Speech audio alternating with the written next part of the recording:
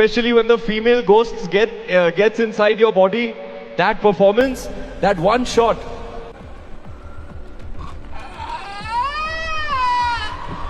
Especially when the female ghosts gets inside your body.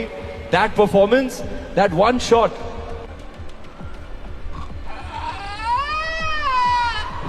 ಸ್ನೇಹಿತರೆ ನಮಸ್ಕಾರ. ಲೈಫಲ್ಲಿ ಕೆಲವು ವಿಷಯಗಳನ್ನ ನಾವು ತುಂಬ ಸೆನ್ಸಿಟಿವ್ ಆಗಿ ಹ್ಯಾಂಡಲ್ ಮಾಡಬೇಕು. ಎಸ್ಪೆಷಲಿ ಒಬ್ಬ ಮನುಷ್ಯ ನಂಬಿರೋ ದೇವರು, ಆತನ ನಂಬಿಕೆಗಳು ಮತ್ತು ಒಂದು ಕಲ್ಚರ್ ಬಗ್ಗೆ ಮಾತಾಡಬೇಕಾದ್ರೆ ನಾವು ಬಾಯಿಗೆ ಬಂದ ಹಾಗೆ ಮಾತಾಡಕ್ ಆಗಲ್ಲ. ಆದರೆ ರೀಸೆಂಟ್ ಆಗಿ ಗೋವಾದಲ್ಲಿ ನಡೆದ international film festival of India IFFI ದಲ್ಲಿ ಒಂದು ದೊಡ್ಡ ಎಡವಟ್ಟು ನಡೆದಿದೆ. ಬಾಲಿವುಡ್ನ ಎನರ್ಜಿ ಕಿಂಗ್ ಅಂತ ಕರೆಸಿಕೊಳ್ಳೋ ರಣವೀರ್ ಸಿಂಗ್ ನಮ್ಮ ಕರಾವಳಿಯ ಹೆಮ್ಮೆ ಕಾಂತಾರ ಸ್ಟಾರ್ ರಿಷಬ್ ಶೆಟ್ಟಿ ಅವರನ್ನ ಮೀಟ್ ಮಾಡ್ತಾರೆ. ನೋಡೋಕೆ ಇದು ಜಸ್ಟ್ ಇಬ್ಬರು ಸ್ಟಾರ್ಸ್ ಮೀಟಿಂಗ್ ಅಂತ ಅನಿಸಬಹುದು. ಕ್ಯಾಮ್ರಾಸ್ ಫ್ಲಾಶ್ ಆಗ್ತಿವೆ, ಕ್ರೌಡ್ ಚಿಯರ್ ಅಪ್ ಮಾಡ್ತಾ ಇವೆ, ಎಲ್ಲವೂ ಚೆನ್ನಾಗಿತ್ತು ಅಂತಾನೆ ಅನ್ಕೊಳ್ಳಿ. ಆದ್ರೆ ಅಲ್ಲಿ ರಣವೀರ್ ಸಿಂಗ್ ಆಡಿದ ಒಂದು ಮಾತು, ಅವರು ತೋರಿಸಿದ ಒಂದು ಗೆಸ್ಟರ್ ಇವತ್ತು ಪೂರ್ತಿ ಕರ್ನಾಟಕ ಮತ್ತು ತುಳುನಾಡಿನಲ್ಲಿ ಜನರ ಕಣ್ಣನ್ನ ಕೆಂಪಗೆ ಮಾಡಿದೆ. Female ghost. ಹೌದು ಸ್ನೇಹಿತರೆ, ರಣವೀರ್ ಸಿಂಗ್ ಕಾಂತಾರ ದೈವವನ್ನ ಫೀಮೇಲ್ ಗೋಸ್ಟ್ ಅಂತ ಕರೆದು ಒಂದು ವಿಚಿತ್ರವಾದ ಪ್ಯಾರೋಡಿ ಅಂದ್ರೆ ಅಂತಾರ ಅದನ್ನ ಅಣುಕು ಪ್ರದರ್ಶನ ಮಾಡಿದ್ರ, ಅಸಲಿಗೆ ಅಲ್ಲಿ ನಡೆದಿದ್ದೇನು, ರಿಷಬ್ ಶೆಟ್ಟಿ ಯಾಕೆ ಸೈಲೆಂಟ್ ಆಗಿದ್ರು, ಇದರ ಹಿಂದಿರುವಂತಹ ಕಂಪ್ಲೀಟ್ ರಿಯಾಲಿಟಿ ಏನು, ಬನ್ನಿ ಇವತ್ತಿನ ವಿಡಿಯೋದಲ್ಲಿ ಈ ಕಾಂಟ್ರವರ್ಸಿಯ ಇನ್ ಡೆಪ್ತ್ ಅನಾಲಿಸಿಸ್ ಅನ್ನ ಮಾಡೋಣ. Let's decode the mystery. Especially when the female ghosts gets inside your body, that performance, that one shot.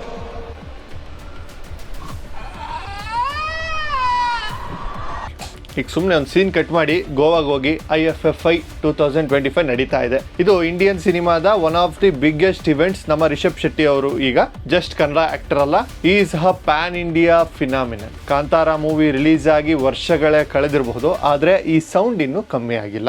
So Rishabh ಅವರು ಅಲ್ಲಿ ಗೆಸ್ಟ್ ಆಗಿ ಹೋಗಿದ್ರು, ಅಲ್ಲಿ ಎಂಟ್ರಿ ಕೊಡ್ತಾರೆ. ನಮ್ಮ ರಣವೀರ್ ಸಿಂಗ್ ಅವರು ಕೂಡ ಬರ್ತಾರೆ. ನಿಮ್ಗೆ ಗೊತ್ತಲ್ವಾ ರಣವೀರ್ ಸಿಂಗ್ ಅಂದ್ರೆ ಎನರ್ಜಿ ಹೇಗಿರುತ್ತೆ ಅಂದ್ರೆ ಫುಲ್ ಜೋಶು, ಫುಲ್ ಲೌಡ್ ಆಗಿ ಕಿರ್ಚಾಡೋದು, ಎಲ್ಲಾದ್ರೂ ನುಕ್ಕೊಂಡು ಹೋಗ್ತಾ ಇರ್ತಾರೆ. ಆಕ್ಚುಲಿ ಪ್ರಾಬ್ಲಮ್ ಸ್ಟಾರ್ಟ್ ಆಗಿದ್ದು ಇಲ್ಲೇನೆ. ಯೂಶಲಿ ನಾರ್ತ್ ಇಂಡಿಯನ್ ಆಕ್ಟರ್ಸ್ಗೆ ಸೌತ್ ಇಂಡಿಯನ್ ಕಲ್ಚರ್ ಬಗ್ಗೆ ಒಂದು ಮೇಲ್ನೋಟದ ಜ್ಞಾನ ಇರುತ್ತೆ, ಅಂದ್ರೆ ಸರ್ಫೇಸ್ ಲೆವೆಲ್ ನಾಲೆಜ್ ಅಂತ ಹೇಳ್ಬೋದು. ಅವರು ಸಿನಿಮಾ ನೋಡಿರ್ತಾರೆ, ವಿಜುವಲ್ ಹೊಡೆದಿರ್ತಾರೆ, ಬಾಕ್ಸ್ ಆಫೀಸ್ ನಂಬರ್ಸ್ ಅನ್ನು ನೋಡ್ತಾರೆ, ಆದ್ರೆ ಆ ಸಿನಿಮಾದ ಸೋಲ್ ಅಂದ್ರೆ ಆತ್ಮವನ್ನ ನೋಡಿರಲ್ಲ.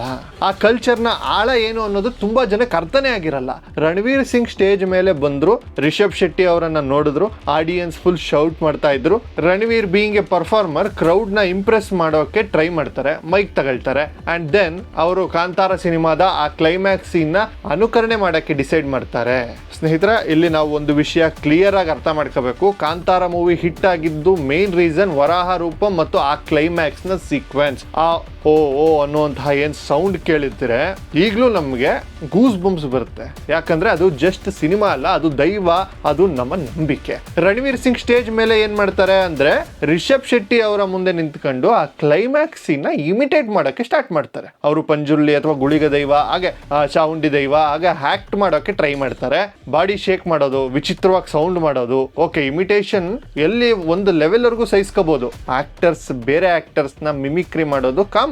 ಆದ್ರೆ ಅವರು ಬಳಸಿದ ಪದಗಳು, ದ ವರ್ಡ್ಸ್ ಈ ಯೂಸ್ಡ್ ದಟ್ ಚೇಂಜ್ಡ್ ಎವ್ರಿಥಿಂಗ್. ಕೆಲವೊಂದಷ್ಟು ವಿಡಿಯೋಗಳ ಪ್ರಕಾರ ರಣವೀರ್ ಸಿಂಗ್ ಆ ಪಾತ್ರವನ್ನ ಫೀಮೇಲ್ ಗೋಸ್ಟ್, ಹೆಣ್ಣು ದೆವ್ವ ಅಂತ ಕರೀತಾರೆ. ಜಸ್ಟ್ ಇಮ್ಯಾಜಿನ್ ಸ್ನೇಹಿತರೆ, ತುಳುನಾಡಿನ ಜನರು ದೇವರಿಗಿಂತ ಹೆಚ್ಚಾಗಿ ನಂಬೋದು ದೈವಗಳನ್ನ. ಭೂತಕೋಲ ಅನ್ನೋದು ಒಂದು ಪವಿತ್ರವಾದ ಆಚರಣೆ. ಅಲ್ಲಿ ಬರೋದು ಭೂತ ಅಂದ್ರೆ ಸ್ಪಿರಿಟ್ ಅಂದ್ರೆ ದೈವ, ಅದು ಹಾರರ್ ಸಿನಿಮಾದಲ್ಲಿ ಬರೋ ದೆವ್ವ ಅಲ್ಲ. ಇಂಗ್ಲಿಷ್ ನಲ್ಲಿ ಗೋಸ್ಟ್ ಅಂದ್ರೆ ನೆಗೆಟಿವ್ ಮೀನಿಂಗ್ ಬರುತ್ತೆ, ಆದ್ರೆ ತುಳು ಕಲ್ಚರ್ ನಲ್ಲಿ ಭೂತ ಅಂದ್ರೆ ಗತಿಸಿದವರು ಅಥವಾ ನಮ್ಮನ್ನ ಕಾಯುವ ಶಕ್ತಿ ಅಂತ ಅರ್ಥ. Ranveer Singh that female ghost performance was amazing ಅಂತ ಹೇಳಿದಾಗ ಅದು ಜಸ್ಟ್ ಒಂದು ಕಾಂಪ್ಲಿಮೆಂಟ್ ಆಗಿ ಉಳಿಲಿಲ್ಲ, ಅದು ಇಡೀ ದೇಶದ ನಂಬಿಕೆಗೆ ಮಾಡಿದ ಅವಮಾನ ಆಯ್ತು. ನೋಡಿ, ಆ ಟೈಮಲ್ಲಿ ರಿಷಬ್ ಶೆಟ್ಟಿ ಅವರ ರಿಯಾಕ್ಷನ್ ನ ಅಬ್ಸರ್ವ್ ಮಾಡಿ. ಅವರು ಕಾಮ್ ಆಗಿ ಇದ್ರು, ಸ್ಮೈಲ್ ಮಾಡ್ತಿದ್ರು, ಆದ್ರೆ ಕಣ್ಣಲ್ಲಿ ಒಂದು ತರ ಬ್ರೋ ನೀನ್ ಏನ್ ಮಾಡ್ತಾ ಇದೀಯ ಬ್ರೋ, ನಿನಗೆ ಗೊತ್ತಾಗ್ತಿಲ್ಲ ಅನ್ನೋ ಲುಕ್ ಕೂಡ ಇತ್ತು. ರೂಮರ್ಸ್ ಗಳ ಪ್ರಕಾರ ಸ್ಟೇಜ್ ಹತ್ತೋಕೆ ಮುಂಚೆನೆ ಬ್ಯಾಕ್ ಸ್ಟೇಜ್ ನಲ್ಲಿ ರಿಷಬ್ ಶೆಟ್ಟಿ ಅವರು ರಣವೀರ್ಗೆ ಹಿಂಟ್ ಕೊಟ್ಟಿದ್ರಂತೆ, ಪ್ಲೀಸ್ ಆ ದೈವದ ಸೀಕ್ವೆನ್ಸ್ ನ ಮಿಮಿಕ್ರಿ ಮಾಡಬೇಡಿ, ಅದು ಸೆನ್ಸಿಟಿವ್ ವಿಷಯ ಅಂತ. ಆದ್ರೆ ರಣವೀರ್ ಕೇಳಲಿಲ್ಲ, ಯಾಕಂದ್ರೆ ಬಾಲಿವುಡ್ಗೆ everything is content, everything is entertainment. ಈಗ ಕೆಲವರು ಕೇಳ್ಬೋದು, ಯಾಕಪ್ಪ ಇಷ್ಟೊಂದು ಸೀರಿಯಸ್ ಆಗ್ತಿದ್ಯಾ, ಅವರು ನಾರ್ತ್ ಇಂಡಿಯನ್ಸ್, ಅವರಿಗೆ ಗೊತ್ತಿಲ್ಲ ಬಿಟ್ಬಿಡು ಅಂತ. ಇಲ್ಲ ಸ್ನೇಹಿತರೆ, ನಾವು ಬಿಟ್ಟು ಬಿಡೋಕೆ ಆಗಲ್ಲ. ಯಾಕೆ ಅಂತ ಹೇಳ್ತೀನಿ, ಕೇಳಿಸ್ಕೊಳ್ಳಿ. ನೋಡಿ, ಕಾಂತಾರ ಮೂವಿ ರಿಲೀಸ್ ಆದಾಗ ರಿಷಬ್ ಶೆಟ್ಟಿ ಪ್ರತಿ ಇಂಟರ್ವ್ಯೂನಲ್ಲೂ ಒಂದು ಮಾತು ಹೇಳ್ತಿದ್ರು, ಇದನ್ನ ಕಾಮಿಡಿ ಮಾಡಬೇಡಿ, ರೀಲ್ಸ್ ಮಾಡಬೇಡಿ, ಇದು ನಮ್ಮ ಕಲ್ಚರು, ಇದಕ್ಕೆ ರೆಸ್ಪೆಕ್ಟ್ ಕೊಡಿ. ಸೋಷಿಯಲ್ ಮೀಡಿಯಾದಲ್ಲಿ ತುಂಬಾ ಜನ ಇನ್ಫ್ಲೂಯೆನ್ಸರ್ಸ್ಗಳು ದೈವದ ವೇಷ ಹಾಕಿ ರೀಲ್ಸ್ ಮಾಡಿದಾಗ ನಮ್ಮ ಜನ ಫುಲ್ ಕ್ಲಾಸ್ ತಗೊಂಡಿದ್ರು, ದೈವ ಅಂದ್ರೆ ಕಾಮಿಡಿನ ಅಂತ ಕೇಳಿದ್ರು. ಆಗಿರ್ಬೇಕಾದ್ರೆ ಒಬ್ಬ national level star international platform ನಲ್ಲಿ ಜಗತ್ತಿನ ಮುಂದೆ ನಿಂತ್ಕೊಂಡು ದೈವವನ್ನ ದೆವ್ವ ಗೋಸ್ಟ್ ಅಂತ ಕರೆದ್ರೆ ಮತ್ತು ಅದನ್ನ ನಾವು ಜಾಂಬಿ ತರ ಆಕ್ಟ್ ಮಾಡಿ ತೋರಿಸಿದ್ರೆ ಅದು ತಪ್ಪಲ್ವಾ? ಪ್ರಾಬ್ಲಮ್ ಏನಂದ್ರೆ ಬಾಲಿವುಡ್ ಅವರಿಗೆ ನಮ್ಮ ಕಲ್ಚರ್ ಎಕ್ಸಾಟಿಕ್ ಅಂತ ಅನ್ಸುತ್ತೆ.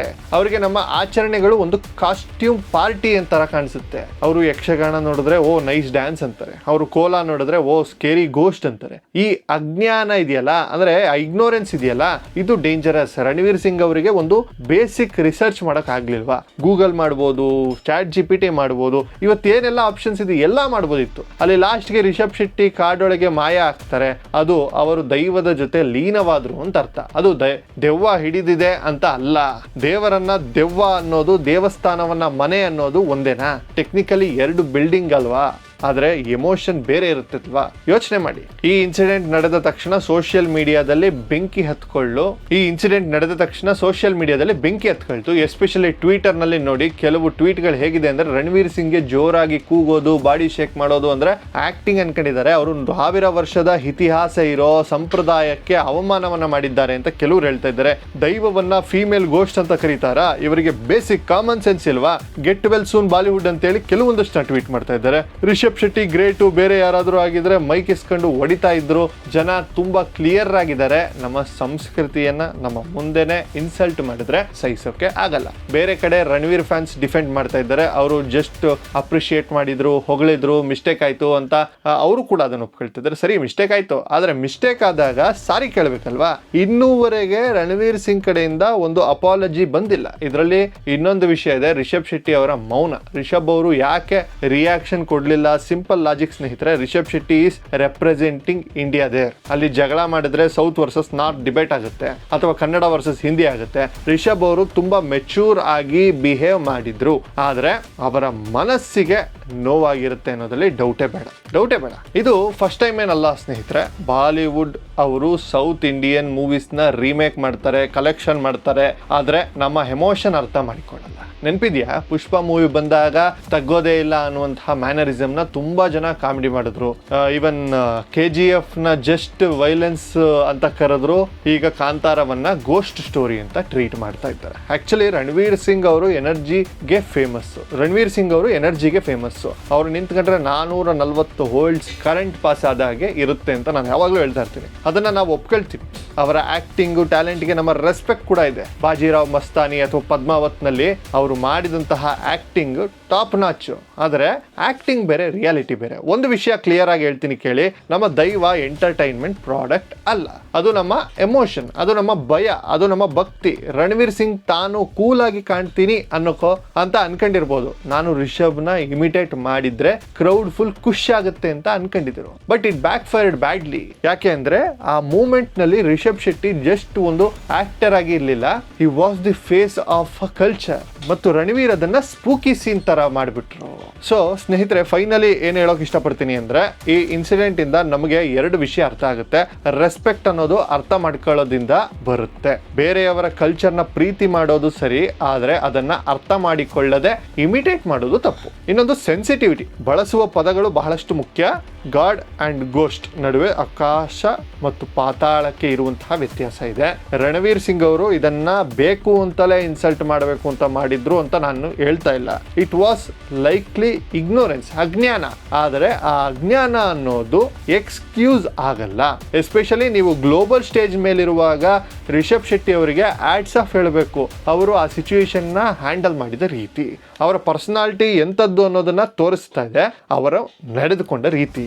ನಮ್ಮ ರಿಕ್ವೆಸ್ಟ್ ಇರೋದು ಒಂದೇನೆ, ಬಾಲಿವುಡ್ ಮಂದಿಗೆ ಒಂದು ಸಲಾಮ್ ಹಾಕಿ ಹೇಳೋಣ, ಸರ್ ಅಥವಾ ಮೇಡಮ್ ನಮ್ಮ ಸಿನಿಮಾ ನೋಡಿ, ವಿಸಿಲ್ ಆಡಿರಿ, ಎಂಜಾಯ್ ಮಾಡಿ, ಆದರೆ ನಮ್ಮ ನಂಬಿಕೆಗಳ ಬಗ್ಗೆ ಮಾತಾಡಬೇಕಾದ್ರೆ ಸ್ವಲ್ಪ ರಿಸರ್ಚ್ ಮಾಡಿ. ಯಾಕಂದ್ರೆ ಇದು ದೈವ, ಇದು ಮನುಷ್ಯರ ಆಟ ಅಲ್ಲ. ನಿಮ್ಗೆ ಏನ್ ಅನ್ಸುತ್ತೆ ಇದ್ರ ಬಗ್ಗೆ? ರಣವೀರ್ ಸಿಂಗ್ ಮಾಡಿದ್ದು ಜಸ್ಟ್ ಒಂದು ಫನ್ ಆಕ್ಟಾ ಅಥವಾ ಇದು ನಿಜವಾಗ್ಲೂ ಇನ್ಸಲ್ಟಾ? ನಿಮ್ಮ ಒಪಿನಿಯನ್ ಏನು ಅನ್ನೋದನ್ನ ಕಮೆಂಟ್ ಸೆಕ್ಷನ್ ನಲ್ಲಿ ತಿಳಿ. ಬಿಕಾಸ್ ನಿಮ್ಮ ವಾಯ್ಸ್ ನಮ್ಮ ಶಕ್ತಿ. ಮತ್ತೆ ಸಿಗೋಣ ಮುಂದಿನ ವಿಡಿಯೋದಲ್ಲಿ ಒಂದು ಹೊಸ ಟಾಪಿಕ್ ಜೊತೆ.